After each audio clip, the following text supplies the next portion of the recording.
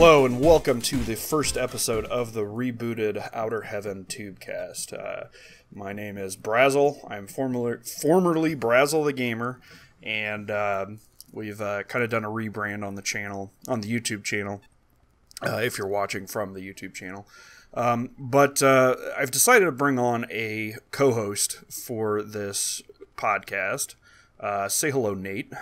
What's up, guys? How are you? So Nate is a veteran podcaster, and figured his help with the podcast stuff would probably, be a boon to the Outer Heaven Tubecast, and he was pretty open to coming on board and I've worked with all the big people. I've worked with Pondering Nerdcast and all the people that you've all heard of before. Oh yeah, sure. Everybody's heard of them. So okay, a little bit about myself and about the podcast, I guess, just for people listening for the first time. Again, my name's Tony Brasel. I used to go by Brasel the Gamer. I dropped the gamer aspect or the gamer tag for my name because of some, I don't know. Like Nate, when you think of somebody who's calling themselves a gamer these days, does the same thing come to mind for you? Where it's like, oh, I play Call of Duty and I play, Fortnite. And everything. Gamer is such a broad term these days. Like, there's so many. I'm guilty myself of like people who are mostly mobile gamers or people who. For a long time, I didn't consider them gamers. I was like, no, you play games on your phone. That's not being a gamer. Or I said, no, you play one game. That's not really, you know what I mean? Yeah. But everybody's a gamer in their own right. And I guess, like, it's probably smart to move away from just the term gamer because it's so broad these days. And personally, I like your choice because it's giving your perspective on stuff, not just, you know what I mean? And it opens you up to be able to do other things, right? So don't just have to talk about games. We can talk about cool things like Game of Thrones and stuff like that. And that's exactly what I wanted to do with this podcast was get away from just the gaming aspect of being, a geek or a nerd or whatever. A lot of people do this. A lot of people do their podcasts around not just games, but, TV shows and stuff. But I thought it'd be fun to talk about, specifically because Nate and I don't really have we have some similarities with our choice in video games. But we'll get to that. But what we really have a lot more in common around like the shows we watch and that kind, and the movies we enjoy. I guess we're both into stuff like Game of Thrones, like you said.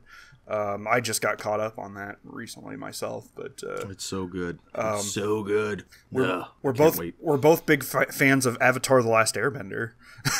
Oh yes, I mean, well, the first series, the second series, I still haven't watched Korra, but it's from what I've been told and from like I watched the first season and like I told you this before, they ended it kind of on a note of I don't think we're gonna make another one and so another season, and so it kind of felt like a letdown as I never finished it. But definitely, like, we do have a lot of similar tastes when it comes to just the style of action or comedy that that we see in our movies and stuff. So it'll definitely be fun to just have, and I coming from a podcast where, like, my experience with podcasts is usually a lot of people, and so it'll be fun to just have one where it's just two guys talking about their stuff, and you know what I mean? Like, it'll just be fun to do that. Yeah,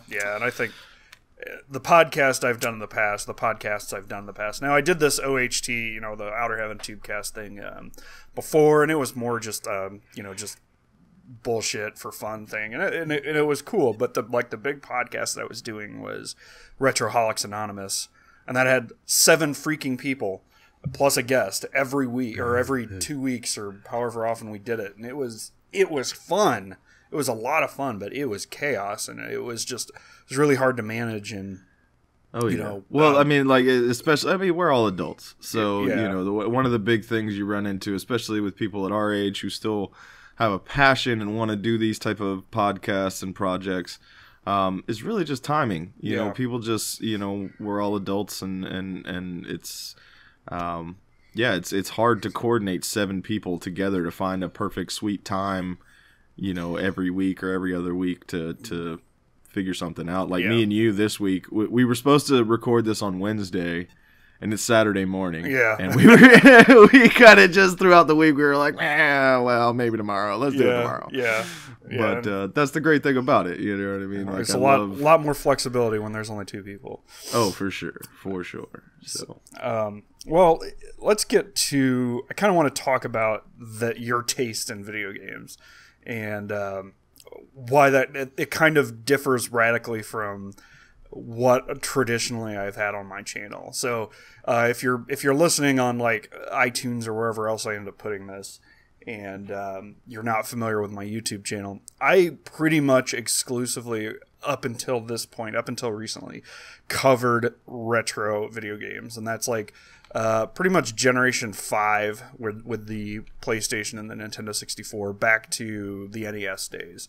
Only every once in a while I'd cover like a PS2 game or something like that, and very rarely I might bring up a modern game, but the modern games always had more to do with like games that were throwbacks to retro games. Now, Nate, on the other hand, is not a fan of retro gaming. I guess it depends how far you go back, but in general, that's a true statement. Yeah, because I know you're like a big fan of like the PlayStation Final Fantasy games, particularly 9 and 8, which is pretty retro when you look at it compared to today's games. But you had problems getting into, say, Final Fantasy 6 because of the sprite-based graphics, correct? Yes.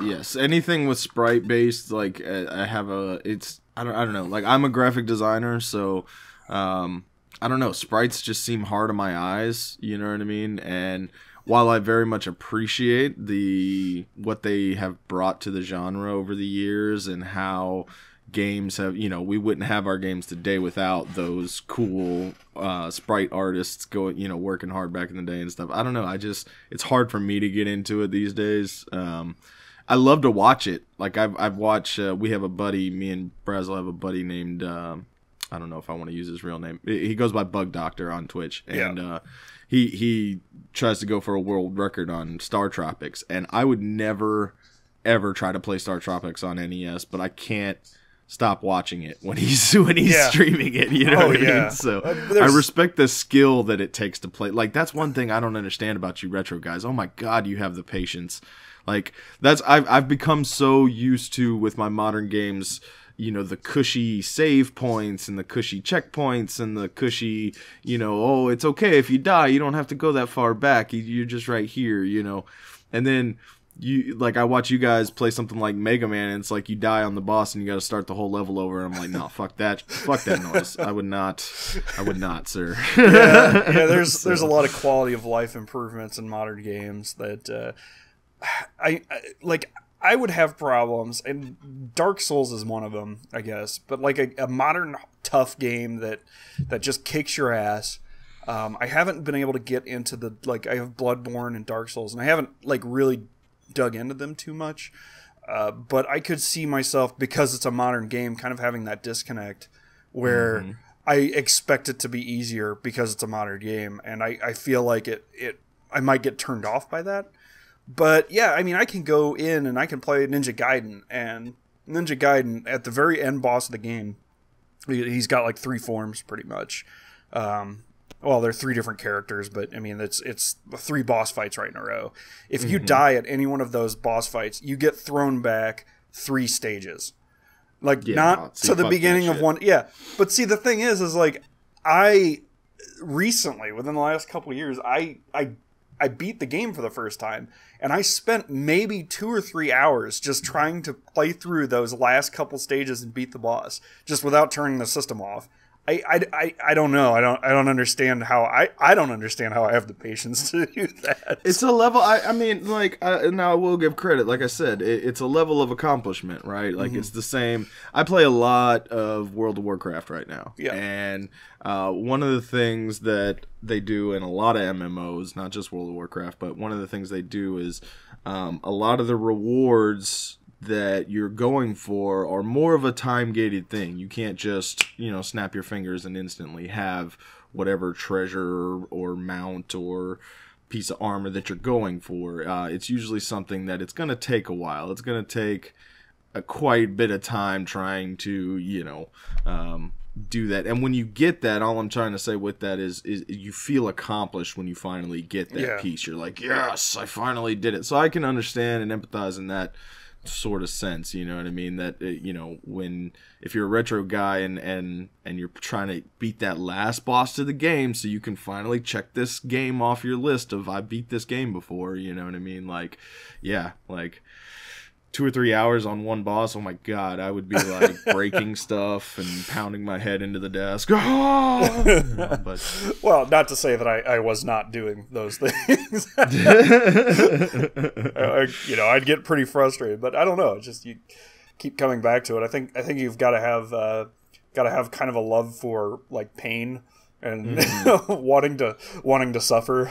Yep, a glutton of pain. Yep. Just like, that's one thing. Again, man, it's just because I watch a lot of retro streams, and I tried to do my own sort of retro streaming with one of our other buddies, maybe a few years ago, and man, just the patience, the amount of patience, because it's a lot of those times with those old games. Now there are random, like in Star Tropics, there are a lot of RNG elements, in stuff like that. But for the most part, a lot of those games, man, it's just repetition. It's knowing when to jump, when not to jump, when to, what you can jump over, what you can't, what you have to attack and actually kill on screen, and what you can avoid. You know what I mean?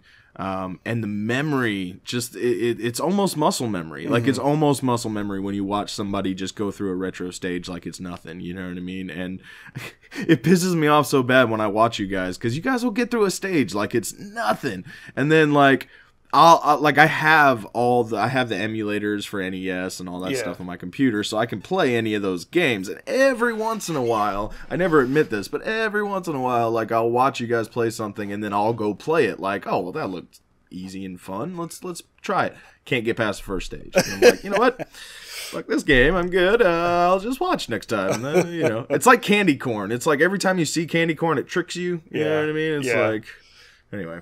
I don't want to take that joke like it's mine. I heard a comedian say that way back in the day. But yeah, it's like candy corn. It tricks you every year. It's like you see it, and you're like, oh, hey, candy corn. And then you try it, and you're like, fuck, candy corn.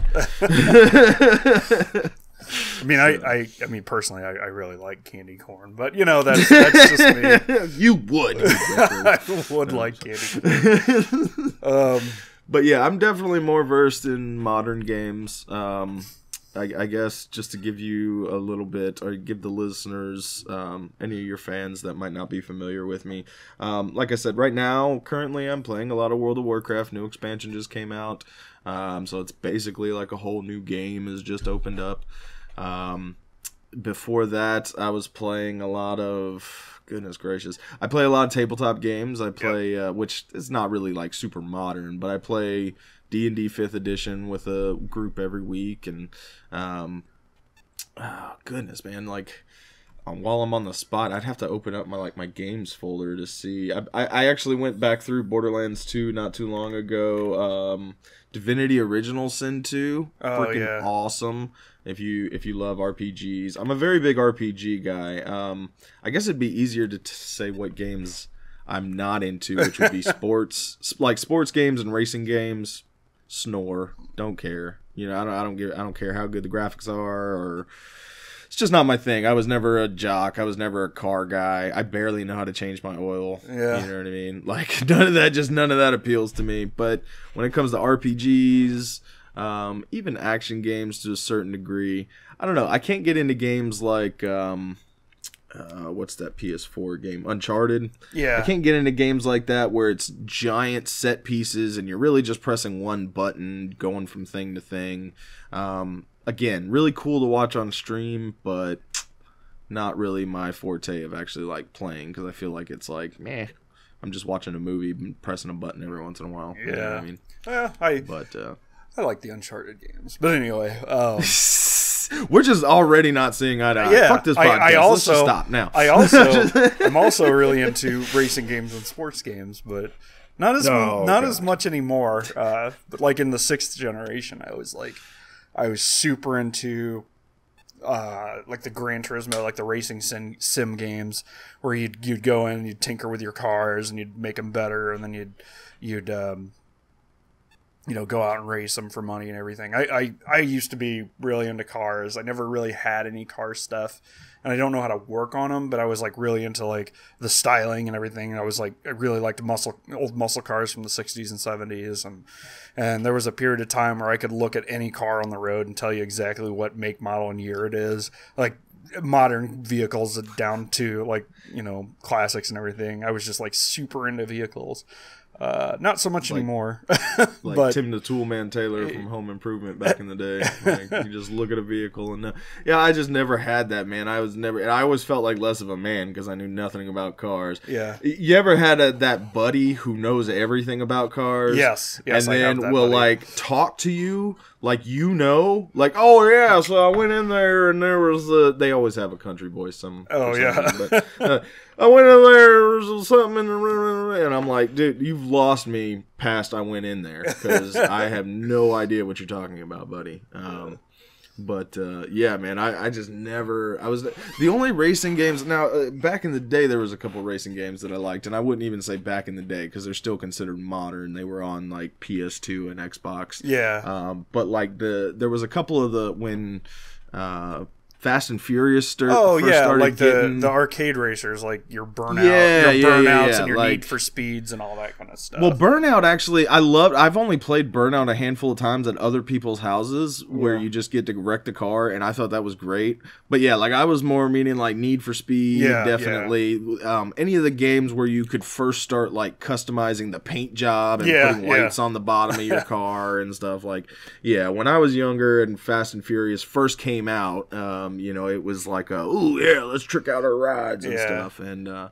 arcade racers really is what And I guess it depends on sports games, because I really liked Tony Hawk back in the day. Yeah, Tony Hawk was awesome back in the day. Dude, yeah, Tony Hawk 2. I played so much of that on Dreamcast. I was like, I think I 100%ed like a lot of the skate parks and everything. I played the hell out of Tony Hawk 2. Dude, I remember playing the original demo for the original Tony Hawk from Pizza Hut. Like, there was a Pizza Hut at one point had given out these demo discs, and the demo disc had the demo for FF8.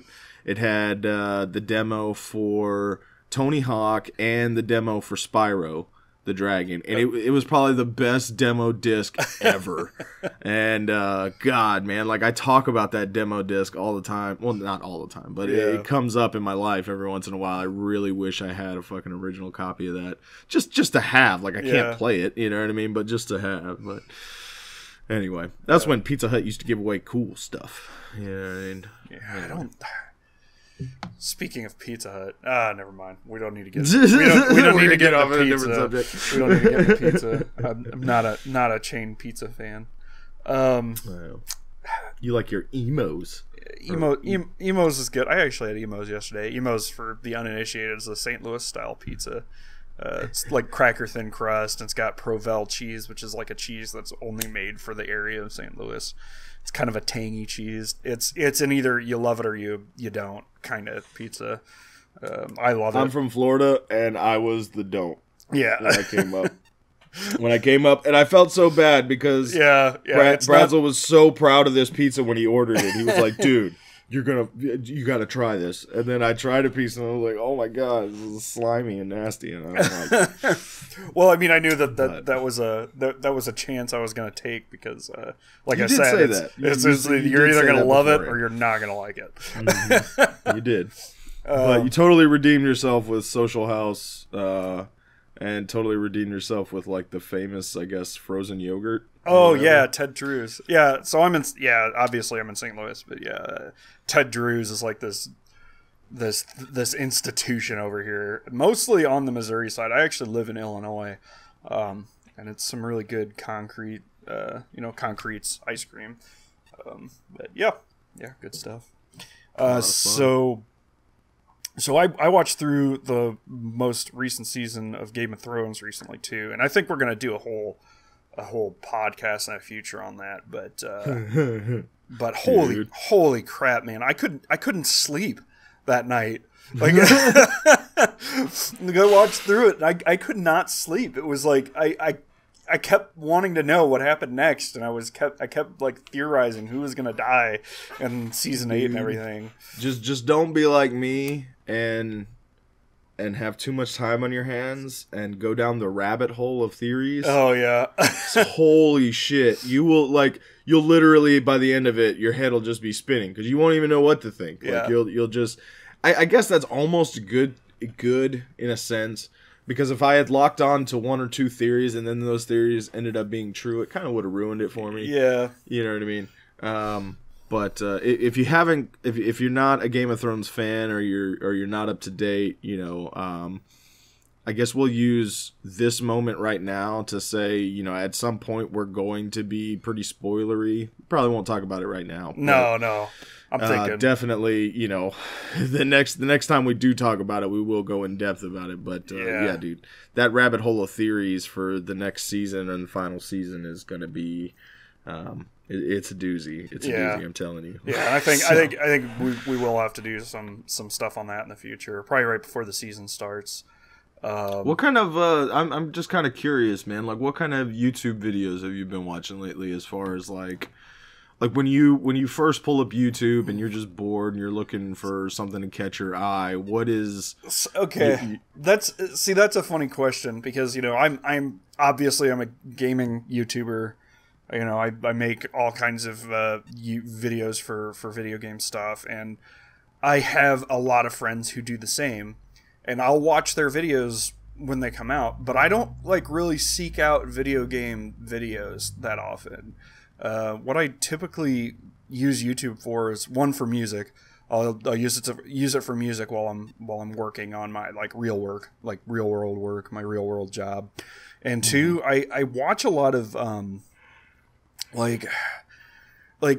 hey, this person has this weird thing about their life, like they have both their legs amputated. This is how they go throughout their life. Or this person is 7'9" and has problems, getting around because they're so huge. This is stuff about their life. Or, hey, I'm an escort. Ask me questions about, what it's like to be an escort. I'm so curious about people's lives that do things that I somebody else's psyche. Yes, I love that kind of stuff. That stuff and watching that one dude get his ass stung by various extremely painful insects. So great. If you guys have not checked out somebody on YouTube called Brave Wilderness, I think that's the channel's name. Yeah, check that out, because that dude, I don't understand if he's one of the smartest guys about insects out there or just one of the dumbest, because he just goes out there and lets things sting him just to tell you. And I when I watch those videos, I almost wonder how much of that is over exaggerated. Yeah, I know. How much of it is really, because there would be other people that got stung and it wouldn't affect them as much. That dude's pain threshold compared to somebody else's pain threshold is two totally different things, right? So yeah. So he's getting stung by things like warrior wasps and bullet ants and what was that centipede? Yeah. Some desert centipede or something. Crawling around on the ground in writhing pain. Yeah. You know what I mean? But the cool thing is it is some shock value on the YouTube. It is a YouTube shock value video. But he actually does go into detail about the insect that he's going to let him sting him, sure. and he does like some. It's more, there's a lot of information there too, so it's not just like, oh hey guys, I'm going to let this thing sting me. Yeah, okay, we should preface that. Yeah, he is. Yeah. I will say he's very informative. It's very educational when you watch these things because he does. He does go into detail about their habitats and environment. So you will learn something along with this kind of jackassery of, I'm just going to let this thing and you notice he always does that, like, right before, like, I think Jackass started that, and it's just been a thing ever since. Like, hi, I'm so-and-so, and I'm doing this. And it's like, okay, we get it. Like, it's in the title of your video. We got it. We're good. You don't have to tell us right before you do it. You know what I mean? But and I like how every time he gets stung by one of these things, he makes sure to safely capture it so he can safely let it back into the wild. So he's not like when something just stung me, I would have been like, fuck that thing. I don't give a fuck where it goes next. Like, fuck, ow. But I've been watching a lot of videos lately of just animal videos, man. Yeah, like, animal videos are fun. Dude, yeah, the feel-good ones where it's like, I watched this video the other day of this lady who was reunited with these chimps after, like, 20 years or something, and she wasn't even sure if the monkeys were going to remember her, and they had to cross this little moat or something via boat to actually, like, get to the monkeys. And as they're like rolling up to this little dock, the monkeys are like waiting on the dock for her, and not only waiting on the dock for her, but like they're leaning out, reaching out towards her, smiling from ear to ear, like, oh my god, my friend's here. As soon as the lady comes up, the chimp like hugs her and shit, and I was like, what? I watched a whole series of videos on Kiko the Gorilla, who, if you don't know anything about Kiko, it was a gorilla that I think it's dead right now. Oh, Coco. I'm sorry. No. But it was a gorilla that learned fucking sign language. Yeah. And I thought that was a movie thing. I thought that was like they did that in Congo where they taught the gorilla sign language and stuff. I thought that was a movie thing. I really did not know that was real. Oh man, Congo. Until have you ever seen that movie? Yes, I've seen that. Great movie from back in the day. Yeah. I love older movies. Anyway, but yeah, like I thought that was fake. And there's this gorilla signing to this lady her thoughts and feelings on stuff. And I'm like, are you freaking kidding? Like, it was blowing my mind watching this. You know what I mean? Like, they give Coco a kitty, and Coco is just like, oh my god, a kitty. You know, like, anyway. Yeah, I love those kind of movies, or those kind of videos. And another one that I've been really into lately, just kind of style, is there are these science-y videos where it's like, oh yeah. I say sciencey, but they're not really. They're like some of them really. They do science experiments and stuff. And yeah. But some of them really aren't science experiments. Some of them are just, I'm gonna drop this 1,000-degree ball into a cup of Skittles, and see what happens. You know what I mean? And that kind of stuff's fun. Like the hydraulic press channel too. Like you watch the guy just with a hydraulic press just crush stuff. Yeah. That's something so satisfying about just watching that. I don't know what it is. I don't know if it's just our human nature of wanting to see stuff destroyed. I don't know what's so soothing about that. But yeah, you watch the hydraulic press, or you watch. It's the same thing with the dropping the 1,000-degree ball, because there's 30, 40 videos out there of this guy. Literally, there's nothing but him dropping a 1,000-degree metal heated ball into random stuff. And this dude has millions of views. And it's like, wow. So obviously there's something in the human psyche that it's just fascinating watching that, because I guess you just don't see it. Did you ever see that weird, it was almost a GIF, but it was like a video back in the day. It was the nastiest thing you would ever see, because it just didn't make sense. It was like, it started with, and all you ever saw in the video was like somebody like throwing stuff in a bowl with their hands and then like mixing it together. Like first they'd put like like hamburger meat, and then a bunch of ketchup, then a bunch of eggs, and then they would just like it was just like the weirdest, nastiest crap. They'd like throw like toothpicks in there and mash it all up, and then like take it out of the bowl and just throw it on the fucking stove, and then throw part of it on the floor, and then mix it all together again. And for some reason, it was so captivating. Like, it was nasty to watch, but it was so captivating because you just don't see that. You're just like, what the fuck is going on? Yeah, something about those type of videos, man. Like, I've really gone on a kick of just watching the weirdest stuff when I get on YouTube, man. Like, I never know what I'm gonna watch when I get on YouTube now, because it's just like, what's gonna pop up today? All right. What are some other just really quick, what are some other like podcasts and stuff that kind of have influenced you as far as like who others' opinion do you really respect, I guess, as far as like... Well, definitely my own. I always say my opinion is law, and that's how I go with it. The people that really influence me are a lot of the people. They're mostly peers, people that have the same subscriber count around, what I've got, and I watch them, like Nefarious West and Rewind Mike and Shmup Master, and I'll see their videos and what they do, and it'll like kind of encourage me to up my own game in terms of like my video production and everything, and I guess Metal Jesus is a big influence on me right now. He's much bigger than I am, but Metal Jesus does a YouTube channel that he's just like a chill dude, and he just talks about games, and he has his friends in to talk about games they like and everything, and that's kind of what inspired the whole rebrand and bringing other people in, was kind of how he did things, and kind of looking forward to how that goes. But cool. Yeah, pretty much. Yeah, I've have my own podcast experience, like we said earlier, but I've listened a lot to the Joe Rogan podcast here recently. Dude is he seems really down to earth. That's one thing I like about Joe Rogan. Like, he every once in a while he goes off the rails and kind of goes into his own opinions about stuff, but most of the time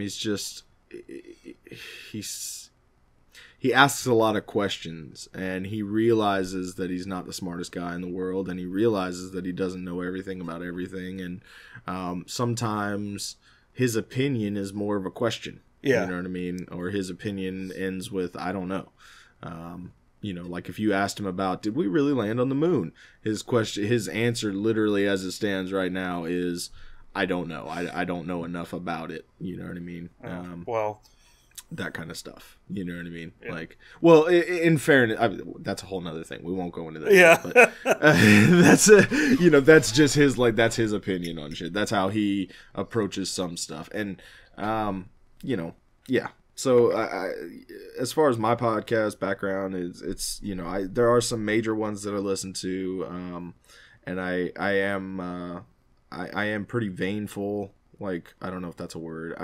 I listen to myself a lot too. Yeah. Like, when I'll go back and listen to myself just to kind of make sure I didn't mess up. I think a lot of us do that. I go back and watch my own videos all the time just to see where I've gone, what things I liked that I did that I could bring back, and kind of stuff. It's also that sense of accomplishment. Yeah. Hey, this is something I did. This is something I worked on. This is something. Oh yeah, absolutely. Of, part of the whole reason why I started videos in the first place wasn't necessarily because I wanted other people to watch them. I mean, I did, obviously. You don't do YouTube without wanting other people to watch your stuff. But it was just more like, what are things that I want to watch? What is something that I want to? What kind of content would I want to watch? And so I kind of make it for myself. You know what I mean? So I can watch it. But I've heard actors say before, like, I never watch my own movies, or something like that, and I'm always thinking in my head, well, how are you ever going to get better? Yeah. Like how, you know what I mean? Like, I don't know. I sort of think of us listening to ourselves, or you content creators out there going back and watching your old videos. That's how you get better. You realize what worked, what didn't work. That's just all experience. You chalk it up. I can understand to a degree, like, people are vicious out there, even for YouTube creators. Like, celebrities get it to the nth degree, but even you guys get a certain amount of trolls that they have nothing better to do but tell you why your opinion is shit. Yeah. So, but you can't please everybody, but the only way to make, please yourself is to work on it and get better, and, so. All right. Well, anyway, one of the things that we really wanted to do with this podcast was make sure that it didn't go on for hours. So indeed. So we're gonna stick around the half an hour, 40 minutes kind of time frame. So I think we're gonna go ahead and wrap it up for now. I do want to again thank Nate for coming on to my channel and providing an experienced podcast co-host for the Brasel Spective and for the Outer Heaven Tubecast. So thank you, Nate. Well, you're welcome. And I'll take my check via cashier's check or yeah. No. Well, no, yeah. Well, he's getting $1 million per episode. So yeah. All right. One day. Yeah, one day. All right. Well, I appreciate everyone listening. Thanks so much. Later. Take it easy.